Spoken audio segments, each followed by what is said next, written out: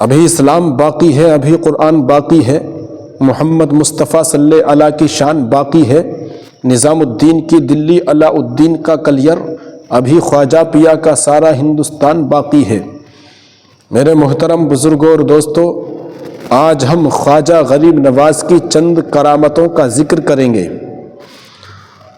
خواجہ غریب نواز جب ہندوستان کی سرزمین پر تشریف لائے تو یہاں کا جو راجا تھا پرتھوی راج، اس نے آپ کی مخالفت کرنی شروع کر دی اور اس نے ہر چند کوشش کی کہ یہ یہاں سے نکل جائیں، یہاں سے چلے جائیں، لیکن حضرات خواجہ غریب نواز اپنی مرضی سے ہندوستان میں نہیں آئے تھے، بلکہ آپ کو تو امام الانبیاء، تاجدار عرب و عجم، مالک جود و کرم، صاحب جود و کرم حضور رحمت عالم محمد مصطفیٰ صلی اللہ تعالی علیہ وسلم نے ہندوستان کی بادشاہی عطا فرما کر آپ کو ہندوستان کی سرزمین پر بھیجا تھا اور فرمایا تھا، اے معین الدین جاؤ، ہم تمہیں ہندوستان کی ولایت عطا کرتے ہیں، ہندوستان کی بادشاہی عطا کرتے ہیں، جاؤ ہندوستان میں جاؤ اور وہاں پر دین پھیلاؤ۔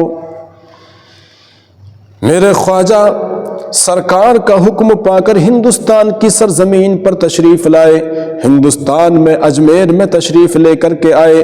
وہاں کا جو راجا تھا پرتھوی راج چوہان، آپ کا دشمن بن گیا، آپ کو اجمیر میں ٹکنے تک نہیں دیا گیا۔ میرے محترم بزرگوں اور دوستو، جہاں پر میرے خواجہ آ کر کے بیٹھے اجمیر شریف میں تو وہاں پر راجا کے اونٹ بنتے تھے۔ حضرات اونٹ باندھنے والوں نے، اونٹ کی دیکھ بھال کرنے والوں نے کہا، اٹھو یہاں پر تو راجا کے اونٹ بیٹھتے ہیں۔ جب حضور خواجہ غریب نواز نے اتنا سنا تو آپ نے فرمایا، یہ فرما کر آپ اٹھ گئے کہ اگر یہاں پر راجا کے اونٹ بیٹھتے ہیں تو پھر اونٹ ہی بیٹھیں۔ آپ اتنا فرمانے کے بعد اٹھ گئے اور اپنے ساتھیوں کو لے کر دوسری جگہ پر جا کر بیٹھ گئے۔ اونٹ بانوں نے اونٹوں کو بٹھا دیا، لیکن جب صبح ہوئی اونٹوں کو اٹھانا چاہا، اونٹ والوں نے ہر چند کوشش کی، اونٹوں کو مارا پیٹا، اونٹوں کو ڈرایا دھمکایا، لیکن اونٹ ہیں کہ اٹھنے کا نام ہی نہیں لیتے۔ گویا اونٹ بھی یہ کہہ رہے تھے کہ جس کو تم نے یہاں سے اٹھایا ہے، جب تک اس سے معافی نہیں مانگو گے تب تک ہم یہاں سے اٹھنے والے نہیں ہیں۔ میرے محترم بزرگوں اور دوستو، جب اونٹ نہیں اٹھے تو یہ نوکر چاکر راجا کے پاس پہنچ گئے اور جا کر کے کہا، اونٹ اٹھتے ہی نہیں۔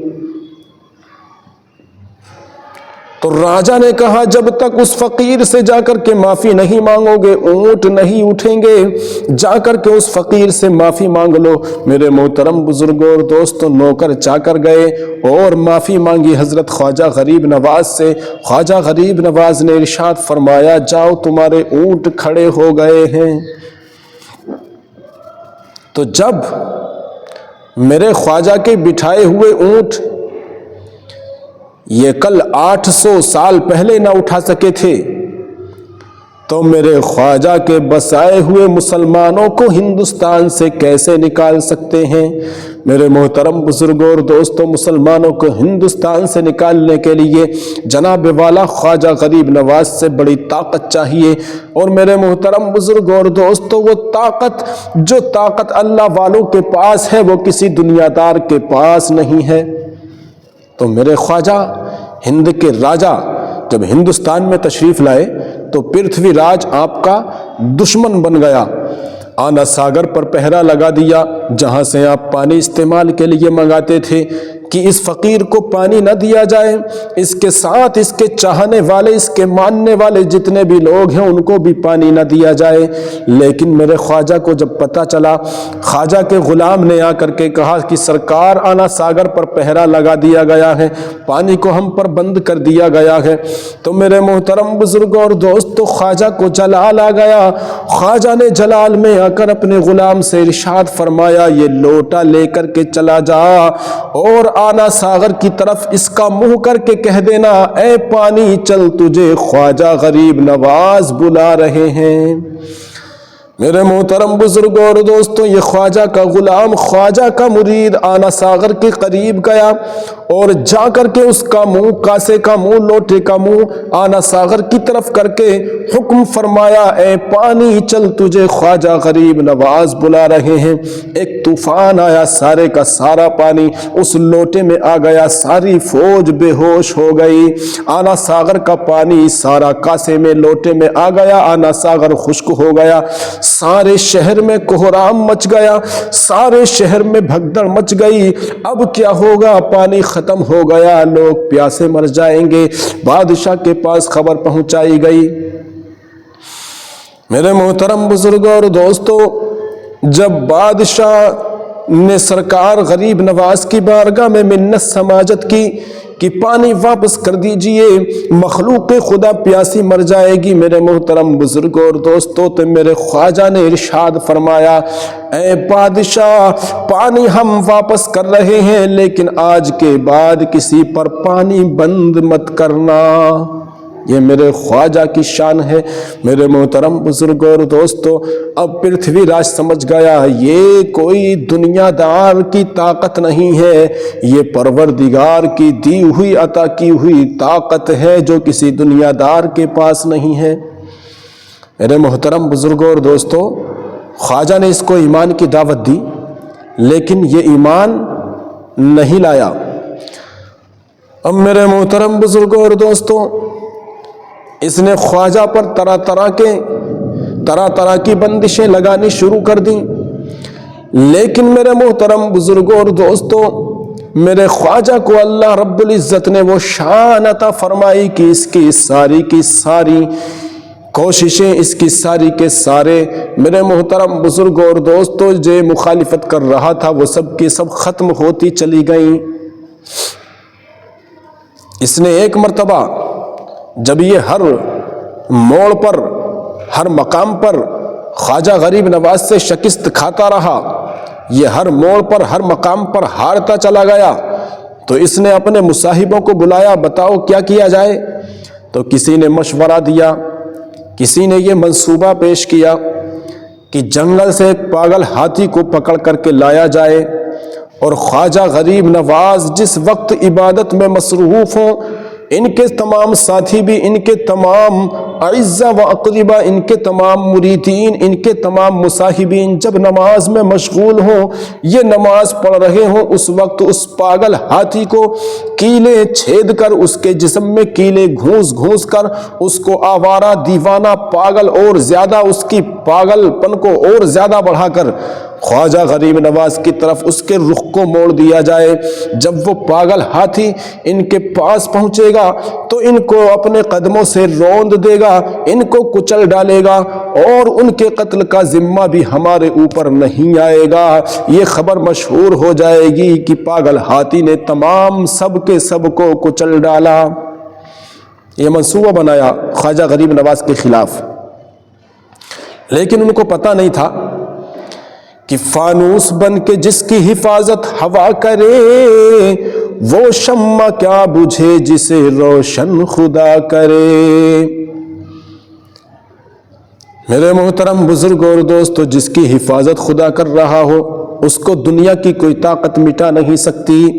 جب خواجہ غریب نواز اور آپ کے ساتھی، آپ کے مصاحبین، آپ کے مقربین نماز میں مشغول تھے تو لوگوں نے اس ہاتھی کو جنگل سے پکڑ کر خواجہ غریب نواز کی طرف کیلیں چبا چبا کر ان کی طرف ان کے رخ کو موڑ دیا، ہاتھی کے رخ کو موڑ دیا۔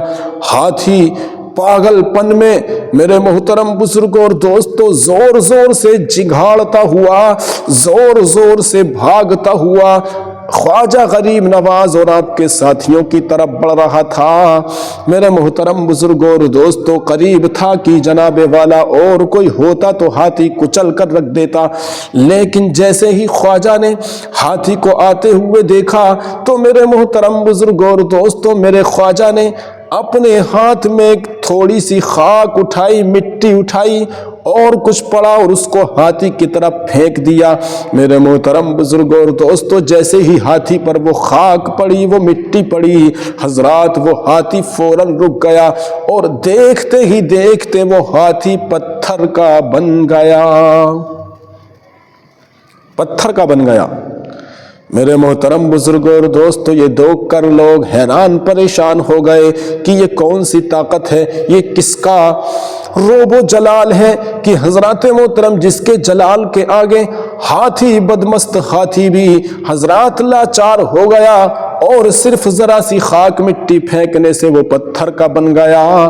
میرے محترم بزرگوں اور دوستو، جب تمام کے تمام موجود لوگوں نے میرے خواجہ کی یہ کرامت دیکھی تو سب کے سب خواجہ کے قدموں میں گر کر کلمہ پڑھ کر مسلمان بن گئے۔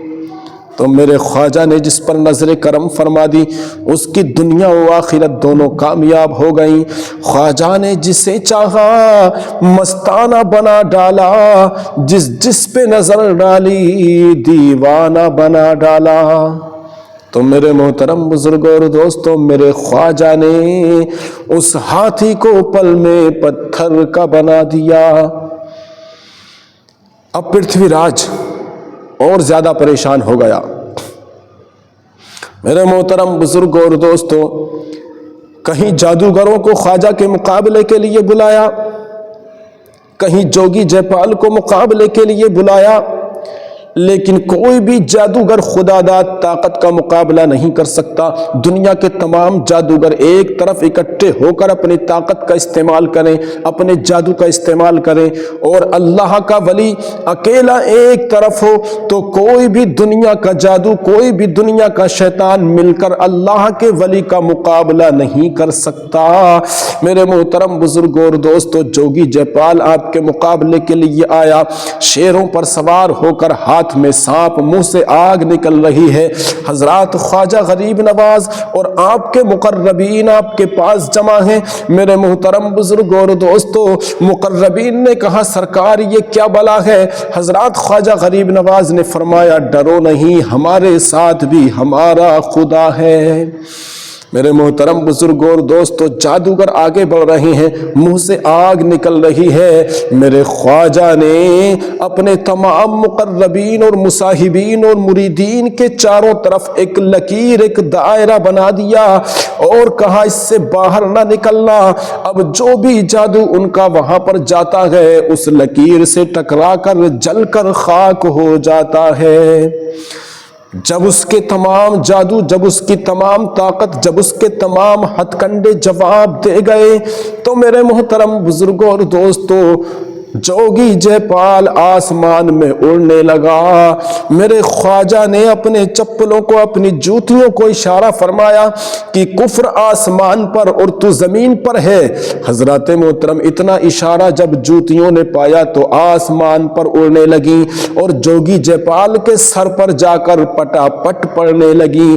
حضرات اتنا مارا جوگی جے پال کو، اتنا کوٹا جوگی جے پال کو کہ جوگی جے پال جو آسمان میں اڑ رہا تھا زمین پر اترنے کے لیے مجبور ہو گیا اور میرے خواجہ کے قدموں میں آ کر کے گر گیا اور کہا اے خواجہ، میں سمجھ گیا کہ آپ کے پاس جو طاقت ہے یہ جادو کی نہیں ہے، آپ کے پاس جو پاور ہے یہ کسی شیطان کی نہیں ہے، بلکہ آپ کے پاس جو طاقت ہے، آپ کے پاس جو پاور ہے یہ کسی شیطان کی نہیں بلکہ یہ کسی رحمان کی طاقت ہے۔ جناب والا، جو تمام شیطان کی طاقتوں پر غالب آ جائے وہ کوئی دنیا بھی طاقت نہیں ہو سکتی، وہ رحمان کی طاقت ہے۔ میرے محترم بزرگوں اور دوستو، جوگی جے پال نے کہا کوئی سمجھے یا نہ سمجھے لیکن میں سمجھ گیا، اے میرے خواجہ مجھ کو کلمہ پڑھا کر اپنا غلام بنا کر حلقہ آغوش میں، حلقہ اسلام میں داخل فرما لیجئے اور محمد مصطفیٰ کا غلام بنا لیجئے۔ جوگی جے پال اپنے سب جادو پادو کو چھوڑ کر خواجہ غریب نواز کا غلام بن گیا۔ میرے محترم بزرگوں اور دوستو، خواجہ نے اس پر اپنی نظر کرم فرمائی تو اسے بھی ولی کامل بنا دیا اور ان کا نام حضرت عبداللہ بیابانی رکھا۔ یہ ہے میرے خواجہ کی طاقت۔ ہم میرے محترم بزرگوں اور دوستوں، خواجہ کے مزار کو توڑنے کی بات کی جا رہی ہے۔ لوگ کہہ رہے ہیں کہ اس مزار کے نیچے ہمارا شیو مندر ہے، یہ مندر کے اوپر مزار بنایا گیا ہے۔ میرے محترم بزرگوں اور دوستوں، دنیا والوں نے توڑ کر دیکھا تھا خواجہ کے مزار کو۔ آپ نے اورنگزیب عالمگیر رحمت اللہ علیہ کا نام سنا ہوگا۔ انہوں نے قسم کھا لی، انہوں نے جب دیکھا کہ لوگ زیارتوں کی پوجا کر رہے ہیں، لوگ مزاروں کی پوجا کر رہے ہیں، مسجد کو چھوڑ کر مزاروں پر جا کر دعائیں مانگ رہے ہیں، مزار والے سے جا کر منتیں مانگ رہے ہیں، مزار والوں سے جا کر دعا کر رہے ہیں، لہٰذا خدا کو چھوڑ کر اللہ کے ولیوں کی پوجا کر رہے ہیں۔ آپ کے دل میں یہ خیال پیدا ہو گیا میرے محترم بزرگوں اور دوستوں، اور آپ نے قسم کھا لی کہ تمام مزاروں کو توڑوا دوں گا، سب مزاروں پر جا کر پہلے 3 مرتبہ سلام کروں گا، اگر سلام کا جواب مل گیا تو ٹھیک ہے چھوڑ دوں گا، اگر سلام کا جواب نہ ملا تو اس مزار کو توڑوا دوں گا۔ اورنگزیب ایک فوج لے کر چلے، سپاہیوں کا دستہ ساتھ ہے، مزار پر پہنچتے ہیں، 3 مرتبہ سلام کرتے ہیں، اگر مزار سے سلام کے جواب کی آواز آتی ہے تو چھوڑ دیا، ارادہ تھا آپ کا کہ چھوڑ دوں گا، اور نہیں آتی ہے تو نہیں چھوڑوں گا۔ حضرات مزاروں پر جا کر سلام کرتے، جس مزار سے سلام کی آواز نہیں آتی، جواب نہیں آتا، توڑوا دیا۔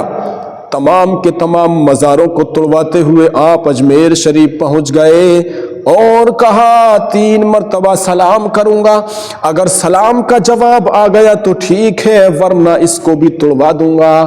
میرے محترم بزرگوں اور دوستوں، حضرت اورنگزیب عالمگیر رحمت اللہ تعالی علیہ جب اجمیر شریف میں خواجہ غریب نواز کے دربار میں پہنچے، خواجہ غریب نواز کے مزار پر پہنچے، تو جب مزار میں سلام پیش کرنے کے لیے جا رہے تھے تو درگاہ میں، درگاہ کے باہر، مزار کے باہر آپ نے ایک فقیر کو بیٹھا ہوا پایا جو رو رو کر گڑ گڑا کر دعائیں مانگ رہا تھا۔ وہ میرے محترم بزرگوں اور دوستوں نابینا تھا، یعنی اندھا تھا۔ حضرت اورنگزیب عالمگیر رحمت اللہ تعالیٰ نے اس سے فرمایا کس وجہ سے رو رہا ہے، کیوں پریشان ہے، کیوں حیران ہے؟ اس نے کہا حضور اندھا ہوں، کئی سالوں سے خواجہ کے وسیلے سے دعا مانگ رہا ہوں، دعا قبول نہیں ہوتی، خواجہ کے دربار میں اسی لیے آیا تھا کہ میری آنکھیں مجھے واپس مل جائیں، لیکن کئی سال بیت چکے ہیں، دعائیں مانگ رہا ہوں مگر قبول نہیں ہو رہی ہیں، میری آنکھوں کی روشنی واپس نہیں آ رہی ہے۔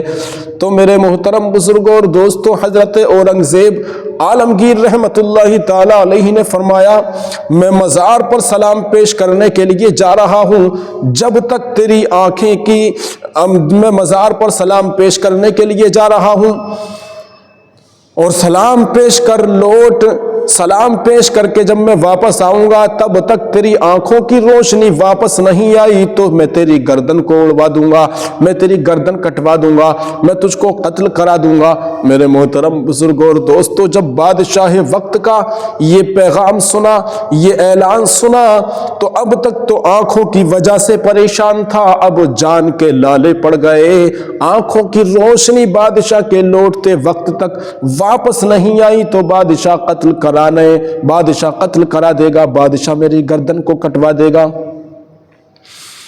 میرے محترم بزرگوں اور دوستوں، آپ سلام پیش کرنے کے لیے گئے، اس نے جب رو رو کر گڑ گڑا کر بارگاہ رب العزت میں خواجہ غریب نواز کا وسیلہ پیش کیا تو پروردگار عالم نے اس کی دعا کو قبول فرما لیا۔ اس نے دل سے دعا مانگی، اے خواجہ بچا لیجئے، آپ کا غلام آپ کے در پر پڑا ہے، مجھے میری آنکھوں کی روشنی واپس کروا دیجئے، دلوا دیجئے۔ میرے محترم بزرگوں اور دوستوں، میرے حق میں دعا فرما دیجئے۔ حضرات اس نے اتنا کہا تو اللہ رب العزت نے اس کی آنکھوں کی روشنی کو واپس فرما دیا، اس کی آنکھیں روشن ہو گئیں۔ ادھر حضرت اورنگزیب عالمگیر رحمت اللہ تعالی علیہ جب مزار شریف میں پہنچے اور جا کر سلام کیا، السلام علیکم ورحمت اللہ، سلام کا جواب نہیں آیا۔ آپ نے دوسری مرتبہ سلام کیا، السلام علیکم ورحمۃ اللہ، سلام کا جواب نہیں آیا۔ کہنے لگے تیسری مرتبہ اور آخری مرتبہ اور کروں گا، جواب آ گیا تو ٹھیک ہے، ورنہ اس مزار کو بھی توڑنا شروع کر دیجئے۔ میرے محترم بزرگوں اور دوستو، حضرت اورنگزیب عالمگیر رحمت اللہ تعالی علیہ نے تیسری مرتبہ سلام کیا تو میرے خواجہ نے جواب دے دیا، وعلیکم السلام ورحمۃ اللہ وبرکاتہ۔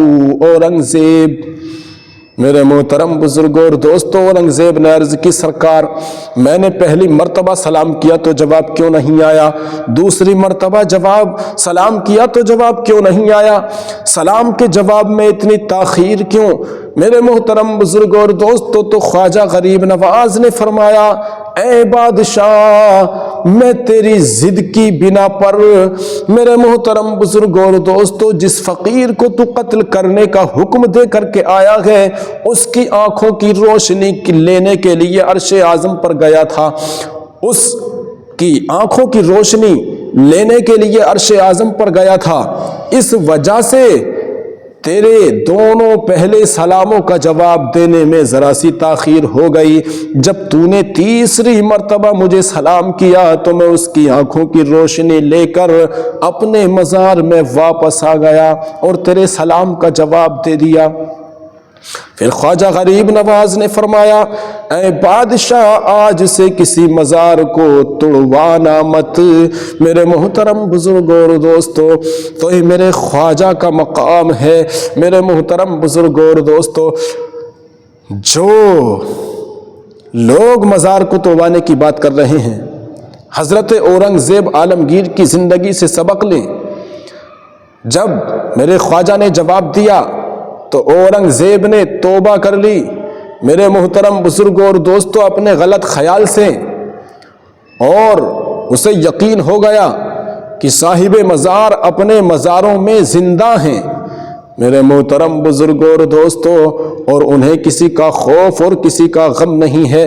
میرے محترم بزرگوں اور دوستوں، جب اورنگزیب جیسی طاقت، میرے محترم بزرگوں اور دوستوں، خواجہ کے دربار میں جا کر کے لاچار ہو گئی، تو دنیا کی کوئی بھی طاقت میرے محترم بزرگوں اور دوستوں میرے خواجہ کو مزار کو توڑنے کی حماقت کرے گی تو حضرت محترم وہ دنیا سے فنا ہو جائے گا، اس کا نام لیوا مٹ جائے گا۔ میرے محترم بزرگوں اور دوستوں، اس کا نام بھی دنیا سے مٹ جائے گا، اور وہ ہمیشہ ہمیشہ کے لیے میرے محترم بزرگوں اور دوستوں خواجہ کا بال باقا، خواجہ کے مزار کا بال بھی باقا نہیں کر سکے گا۔ تو یہ میرے خواجہ کی شان ہے۔ میرے محترم بزرگوں اور دوستوں، میرے خواجہ کے مزار کے نیچے جو شیو مندر بتا رہے ہیں، اگر انہوں نے میرے خواجہ کے مزار پر حملہ کرنے کی کوشش کی تو میرے محترم بزرگوں اور دوستوں ایسا معاملہ پیش آئے گا، ایسا معاملہ پیش آئے گا کہ وہ کبھی زندگی میں میرے خواجہ کی مزار کی طرف پھر اپنے رخ کو نہیں کرے گا۔ حضرات، یہ وہ خواجہ ہیں جو اپنی مرضی سے ہندوستان کی سرزمین پر نہیں آئے، بلکہ دونوں عالم کے مختار، احمد مختار، نائب پروردگار محمد الرسول اللہ صلی اللہ تعالی علیہ وسلم نے ہندوستان کی ولایت دے کر آپ کو ہندوستان روانہ فرمایا۔ اب میرے محترم بزرگوں اور دوستوں، انہی دنوں اجمیر کے اندر خواجہ کے تشریف لانے سے پہلے نہ جانے لوگ کن کن چیزوں کی پوجا کرتے تھے، لیکن جب جوگی جے پال میرے خواجہ کے مقابلے میں ناکام ہو گیا، اور خواجہ کے مقابلے میں ایسا ناکام ہوا کہ جو جوگی جے پال اور میرے خواجہ کا مقابلہ دیکھنے کے لیے جتنی مخلوق، جتنی پبلک وہاں پر جمع تھی، جب جوگی جے پال نے کلمہ پڑھا خواجہ کے قدموں میں گر کر، تو جتنی پبلک بھی، جتنی بھی پاپولیشن وہاں پر موجود تھی، 90 لاکھ کے قریب غیر مسلموں نے میرے خواجہ کے ہاتھ پر کلمہ پڑھ کر اسلام کو اپنایا۔ اب میرے محترم بزرگوں اور دوستوں، جب میرے خواجہ نے 90 لاکھ غیر مسلموں کو کلمہ پڑھا کر مسلمان بنایا تو میرے محترم بزرگوں اور دوستوں، ہندوستان کی سرزمین پر اسلام کی، اللہ کے قرآن کی، اللہ کے کلام کی، اذان کی آوازیں گونجنے لگیں۔ اب ہندوستان میں نہ جانے کتنے خداؤں کی، معبودوں کی پوجا کی جا رہی تھی، مورتیوں کی پوجا کی جا رہی تھی۔ میرے محترم بزرگوں اور دوستوں، ایک پنڈت جی تھے جو روزانہ دودھ چڑھانے کے لیے جاتے تھے۔ خواجہ کی ایک کرامت اور بیان کریں گے، انشاءاللہ سن کر آپ کا ایمان تازہ ہو جائے گا۔ کہ پنڈت جی ایک مندر میں جاتے تھے اور مورتی کی پوجا کرتے تھے اور روزانہ دودھ کی لٹیاں بھرتے اور اس پر مورتی پر دودھ چڑھا کر کے آتے تھے۔ ایک دن ان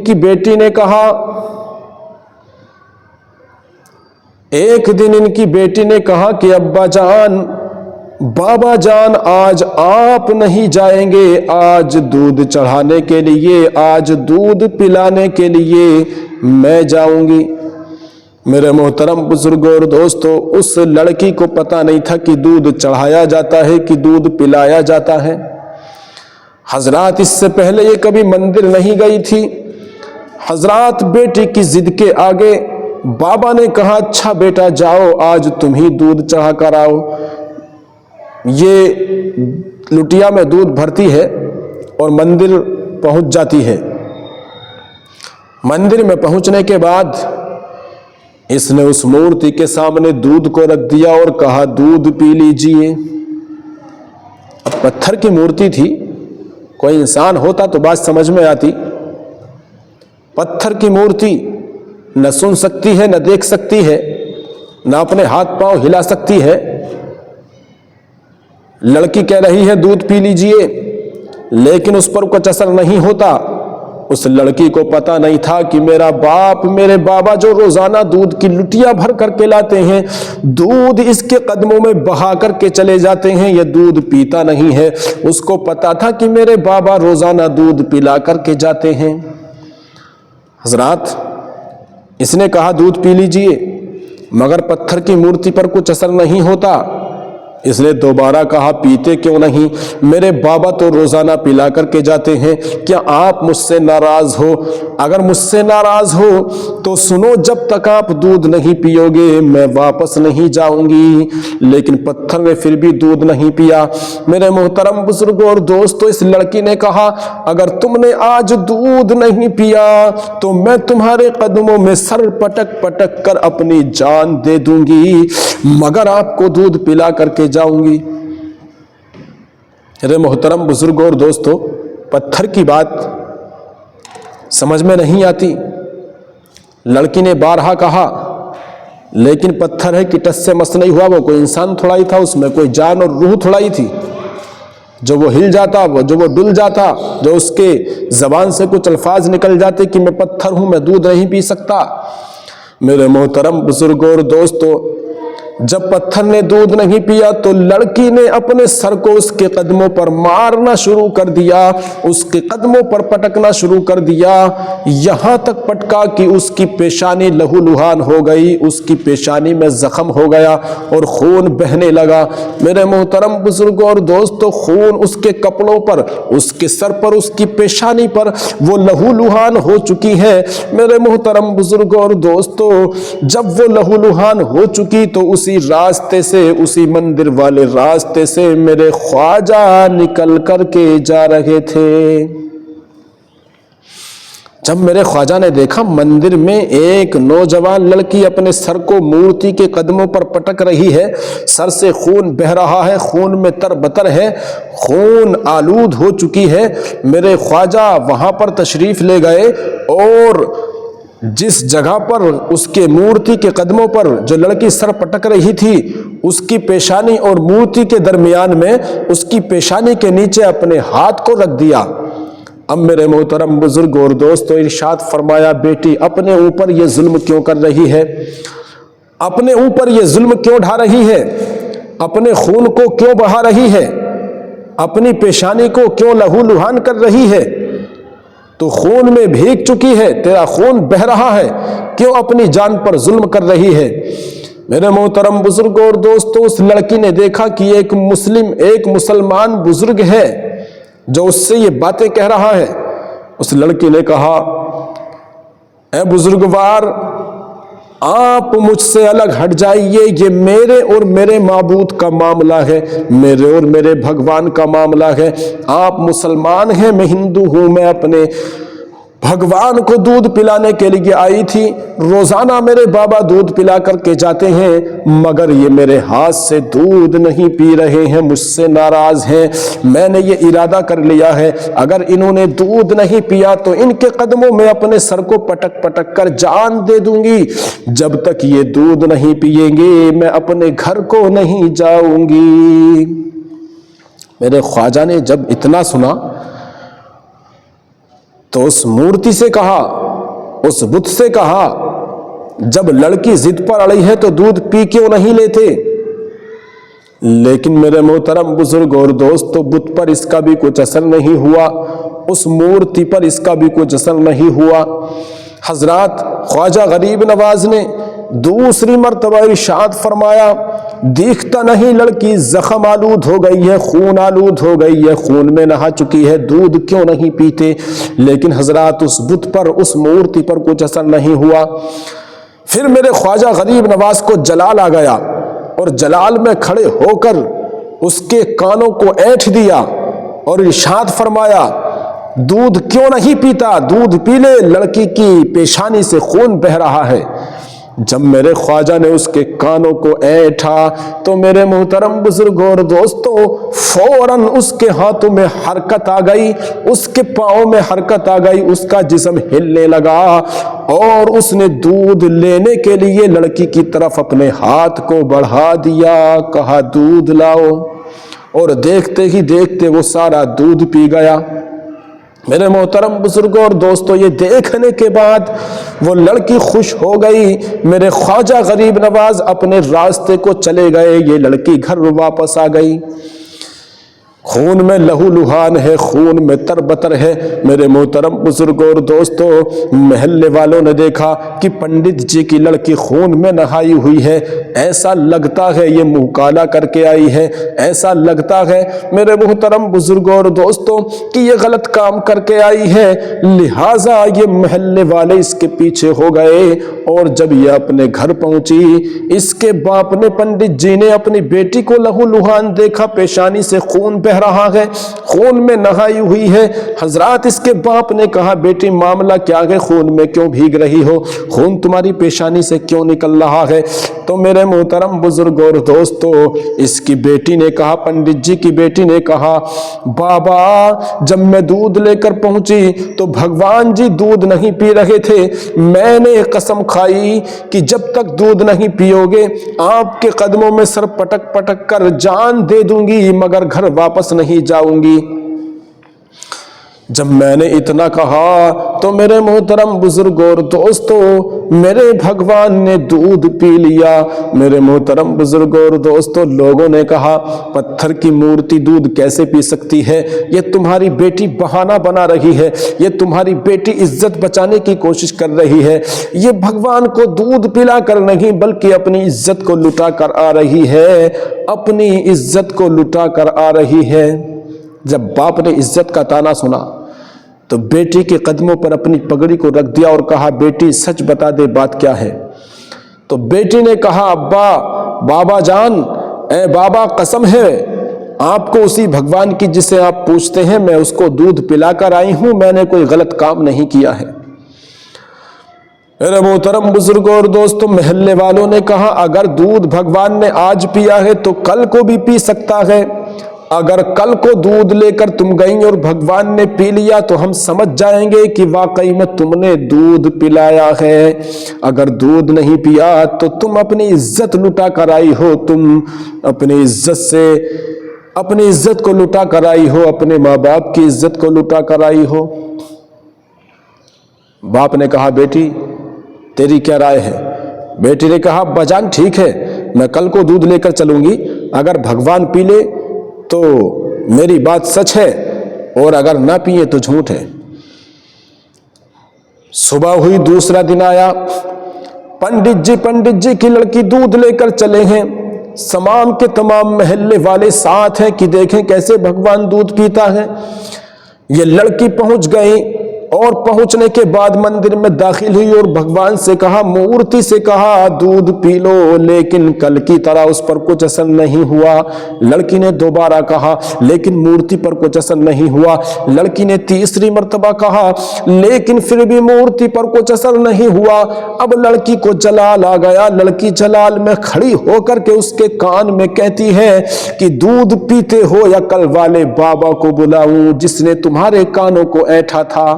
اتنا کہنا تھا کہ اس مورتی کے اندر جان آ گئی، اس کے ہاتھ ہلنے لگے، منہ سے بولنے لگا اور کہنے لگا لاؤ دودھ لاؤ، میں دودھ پیوں گا۔ میرے محترم بزرگوں اور دوستو، تمام کا تمام دودھ پی گیا۔ اب اس کا باپ اور تمام محلے والے اس کے قدموں میں آ گئے اور کہا بیٹی یہ بات تو سمجھ میں آ گئی کہ بھگوان نے دودھ پی لیا، مگر تو نے جو کہا کہ دودھ پیتے ہو یا کل والے بابا کو بلاؤں، اس بابا کو بتا دے کہ وہ بابا کون ہے، اس کا ہمیں پتہ بتا دے۔ تو اس لڑکی نے کہا بابا جان پتہ نہیں، وہ بزرگ ادھر سے آئے تھے اور اسی راستے سے نکل کر کے چلے گئے، پتہ نہیں وہ کہاں ہوں گے، کہاں ملیں گے، کون ہیں۔ میرے محترم بزرگوں اور دوستو، اس کا باپ اور تمام محلے والے اسی راستے سے چل پڑے۔ حضرات خواجہ غریب نواز کی تلاش میں کچھ دور چلے تو جا کر کے دیکھا کہ میرے خواجہ غریب نواز ایک درخت کے نیچے بیٹھ کر اللہ کا ذکر کر رہے ہیں۔ میرے محترم بزرگوں اور دوستو، اس لڑکی کا باپ جا کر کے ان کے قدموں میں گر گیا اور کہا کہ آپ خدا ہیں، کیونکہ آپ کے کہنے سے مورتی نے دودھ پی لیا۔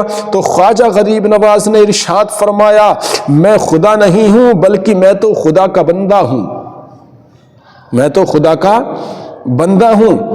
حضرات تو لوگوں نے کہا کہ پھر خدا کون ہے؟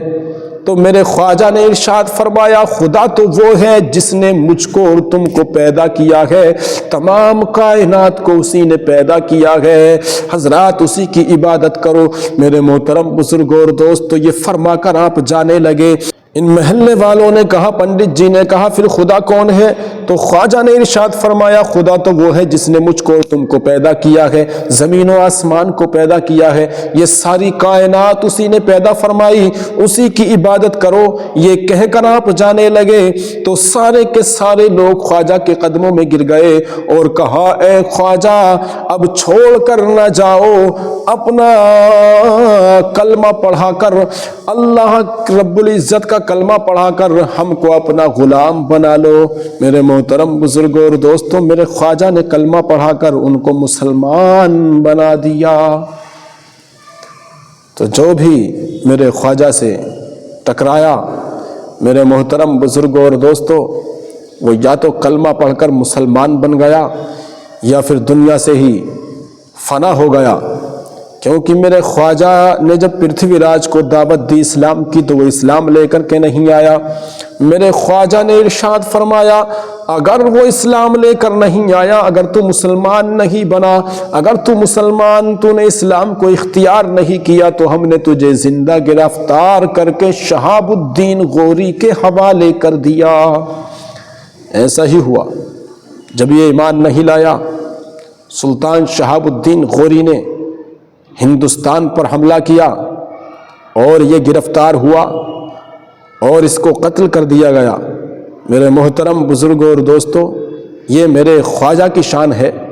خواجہ سے جس نے بھی ٹکرانے کی کوشش کی وہ نہ دنیا کا رہا نہ آخرت کا رہا۔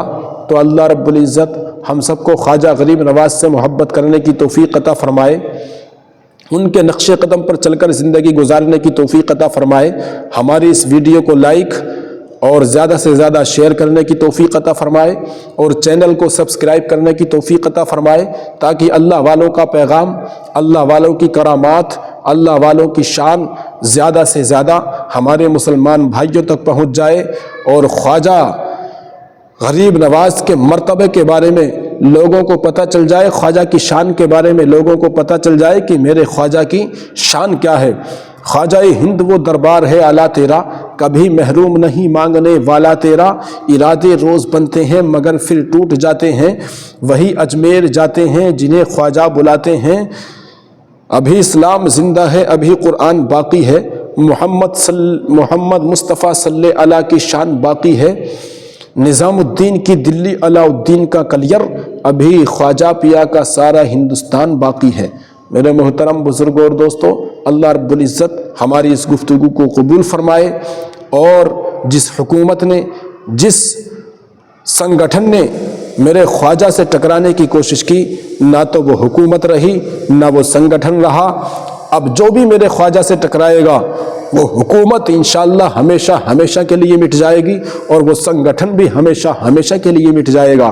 اللہ رب العزت اپنے نیک بندوں کی حفاظت فرماتا ہے۔ اللہ نے قرآن میں ارشاد فرمایا، الا ان اولیاء اللہ لا خوف علیہم ولا هم یحزنون، بے شک اللہ کے ولیوں کو نہ کوئی خوف ہے نہ کوئی غم ہے۔ نگاہ مرد مومن سے بدل جاتی ہیں تقدیریں، جو ہو ذوق یقین پیدا تو کٹ جاتی ہیں زنجیریں، نگاہ ولی میں وہ تاثیر دیکھی، بدلتی ہزاروں کی تقدیر دیکھی۔ السلام علیکم ورحمۃ اللہ وبرکاتہ۔